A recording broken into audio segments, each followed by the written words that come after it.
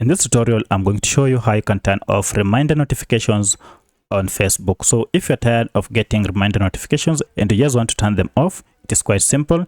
Just head over to your menu here by tapping on your photo. Now under this, you'll see we have settings icon. Go ahead and tap on it and then scroll down until you get to the section called preferences. Under this, look for the option called notifications and then go ahead and tap on it. Now you can see under reminder, these are the notifications that we normally receive: push, email, and SMS. So go ahead and tap, and then to turn them off, just toggle these off. And now you have to confirm if indeed you want to turn them off and you're told you won't receive them on Facebook by either push, email, or SMS. Now go ahead and tap on turn off. And from now henceforth, you'll not receive reminder notifications on your Facebook account.